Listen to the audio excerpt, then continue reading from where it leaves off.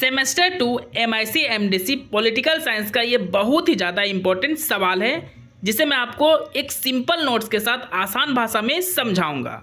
अगर मेरा ये नोट्स आपके लिए हेल्पफुल हुआ तो मेरे चैनल को सब्सक्राइब करें, वीडियो को अधिक से अधिक लाइक एंड शेयर करें। सवाल है दोस्तों, राजनीति के निर्देशक तत्व की विवेचना करें। आपको आंसर कुछ इस प्रकार करना है।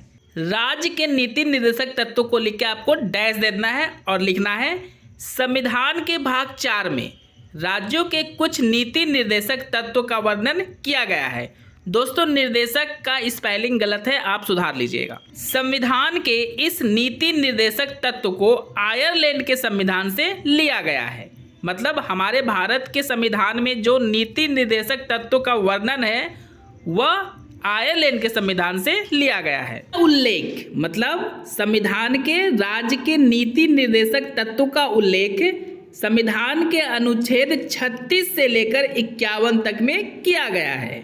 राज्य के नीति निर्देशक सिद्धांत वे सिद्धांत हैं जो राज्य को निर्देशित करते हैं जब वह अपने लोगों के लिए नीतियां बनाती है। अर्थात निर्देश प्लस सिद्धांत प्लस राज्य प्लस नीति। दोस्तों इतना लिखने के बाद आपको पैराग्राफ चेंज कर लेना है और फिर से आंसर लिखना है। ये राज्य नीति के निर्देशक सिद्धांत राज्य के लिए एक दिशा निर्देश की तरह कार्य करती है। इसे DPSP भी कहा जाता है। राज्य के नीति निर्देशक तत्व के प्रमुख बिंदु अग्रलिखित या निम्नलिखित होते हैं। पहला पॉइंट है दोस्तों, लोक कल्याणकारी तथा समाजवादी राज्य की स्थापना करने वाले तत्व। राज्य के नीति निर्देशक तत्वों के अंतर्गत राज्य को आदेश दिया गया है कि राज्य एक ऐसी सामाजिक व्यवस्था की स्थापना करने का प्रयास करेगा जिससे सार्वजनिक कल्याण का कार्य हो तथा भारत के सभी नागरिकों को इसकी उपलब्धियां प्राप्त हो। दूसरा पॉइंट है दोस्तों, ग्राम पंचायतों का गठन। भारत गांव का देश है, इसलिए राज्य का यह भी कर्तव्य है कि वह भारत के गांव-गांव में ग्राम पंचायतों का गठन करे तथा इन ग्राम पंचायतों को अधिक से अधिक शक्ति एवं अधिकार प्रदान करें। सिंपल शब्दों में समझे दोस्तों तो ग्राम पंचायतों को जो शक्तियां प्रदान की गई है वो राज्य के नीति निर्देशक तत्वों के द्वारा ही प्रदान की गई है। यह महात्मा गांधी का भी सपना था। क्या सपना था दोस्तों? कि गांव-गांव में पंचायत की व्यवस्था होनी चाहिए और उनका कथन था कि भारत गांव में बसता है, गांव की उन्नति ही भारत की उन्नति है। गांधी जी ने यह बात इसलिए कही दोस्तों ताकि गांव-गांव में ग्राम पंचायत जरूर होनी चाहिए। तीसरा पॉइंट है नागरिकों को उचित काम की व्यवस्था करना। नीति निर्देशक तत्वों के अंतर्गत आर्थिक सुरक्षा व न्याय की व्यवस्था द्वारा लोक कल्याणकारी राज्य स्थापना के लिए प्रयास किया गया है तथा भारत के प्रत्येक नागरिकों को काम मिले जिससे यहाँ के प्रत्येक नागरिकों को आजीविका का साधन प्राप्त हो सके। प्रत्येक नागरिक अपनी योग्यता के अनुसार काम पा सके। सिंपल शब्दों में समझे दोस्तों तो ये राज्य के नीति निर्देशक तत्व का ही प्रावधान है, यानी नियम है कि भारत के नागरिकों को अलग अलग उनकी योग्यता के अनुसार वैकेंसी लाकर उन्हें नौकरी दे सके। नेक्स्ट पॉइंट है दोस्तों, अनिवार्य और निःशुल्क शिक्षा।